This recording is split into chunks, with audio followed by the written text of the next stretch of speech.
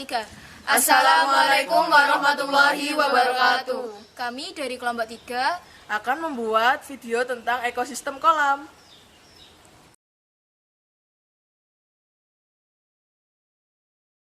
Saya Risma Maifa Anggraini, absen 30. Marista Laili Triwardani, absen 17. Tania, absen 27. Saya Muhammad Arif Putra Wirayuda, absen 20. Saya Zadida Firanti Putri, absen 36.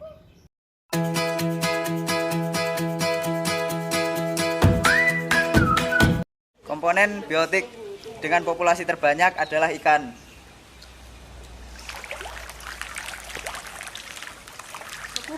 Selanjutnya adalah belalang.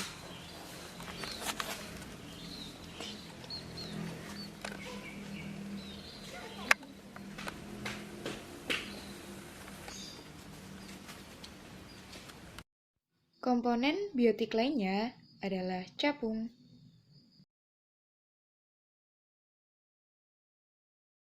Biotik selanjutnya yaitu ulat. Komponen biotik lainnya adalah laba-laba.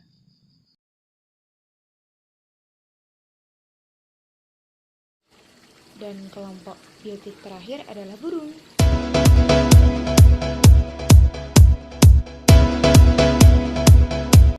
Komponen abiotik yang pertama adalah udara. Kedua adalah air. Komponen abiotik selanjutnya adalah tanah.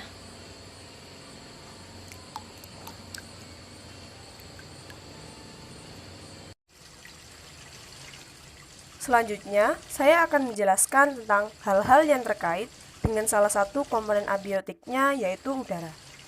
Komponen yang akan saya jelaskan diantaranya tekanan udara, ketinggian, suhu, kecepatan angin, dan kelembapan udaranya. Data tersebut adalah hasil pengukuran dari sebuah aplikasi yang bisa kita download secara gratis di Play Store. Seperti yang kita lihat, tekanan udaranya adalah 1007,2 hektopascal. Lalu, terletak pada ketinggian 238 meter di atas permukaan laut. Bersuhu 26 derajat Celcius, berkecepatan angin 2,2 km per jam, dan kelembapan udaranya 92%.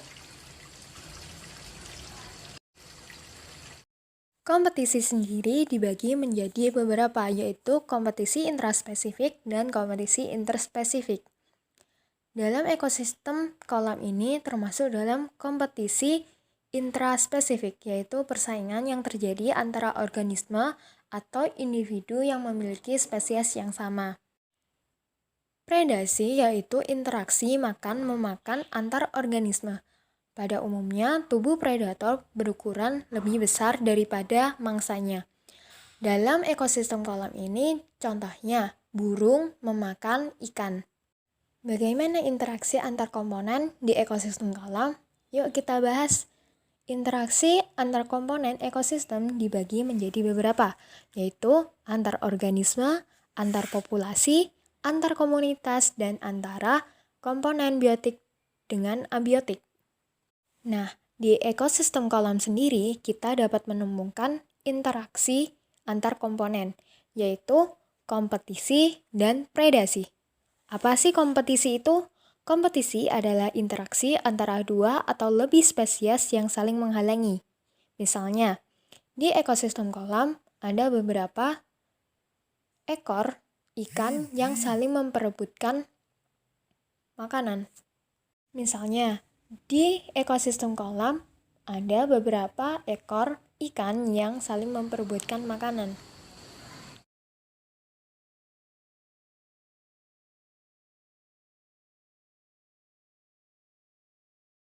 Rantai makanan dimulai dari lumut, lalu dimakan oleh ikan.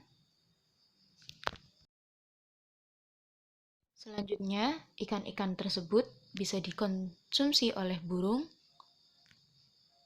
manusia, dan kucing. Hingga akhirnya, ketiga konsumen tersebut meninggal dan diuraikan oleh decomposer.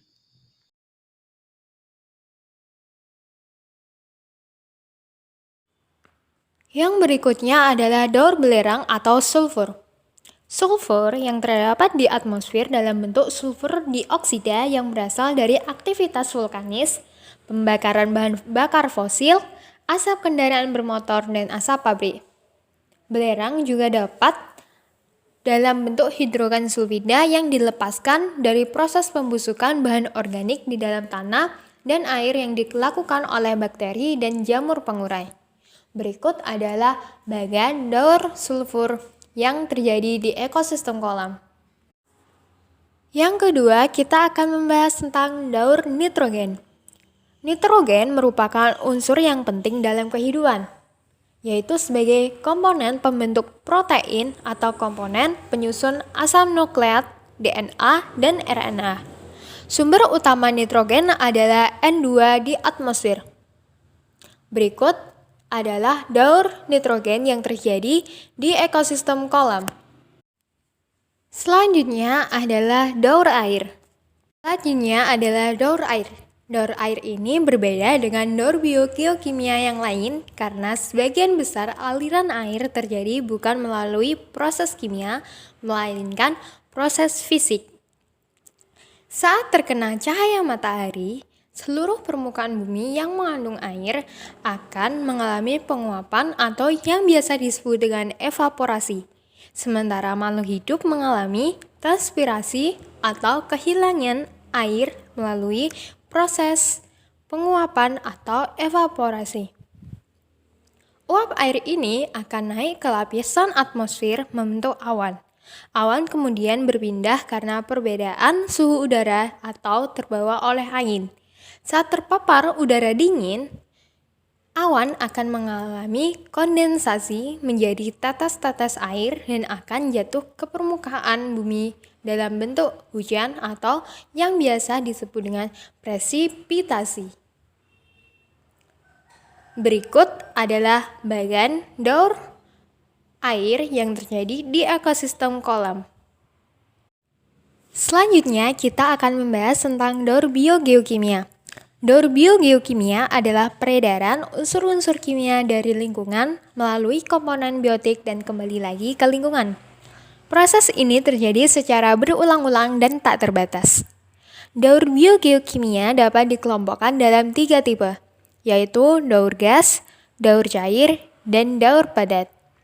Daur gas meliputi daur karbon dan nitrogen.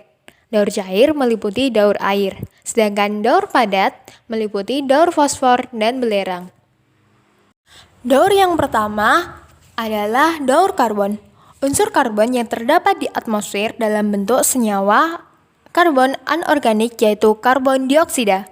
Senyawa anorganik ini akan diubah oleh produsen menjadi senyawa karbon organik melalui proses fotosintesis. Daripada kalian penasaran, berikut adalah bagan daur karbon yang terjadi di ekosistem kolam.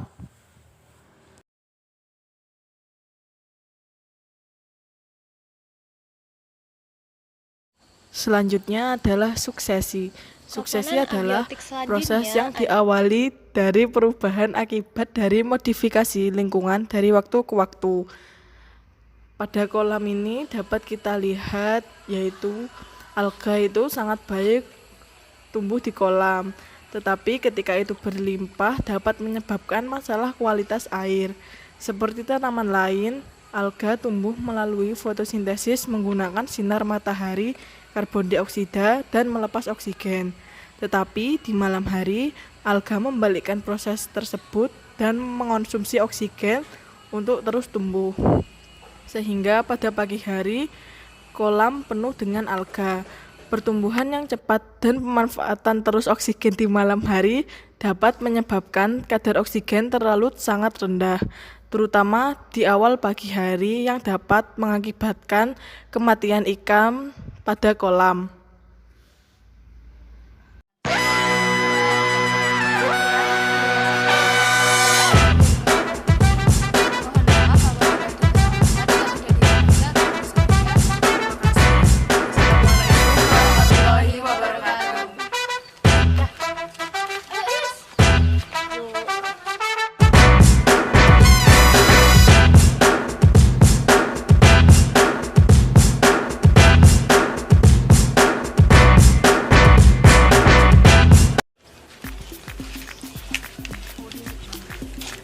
Siapa ya? 1, 2, 3. Sekian. Sekian dari kelompok kami.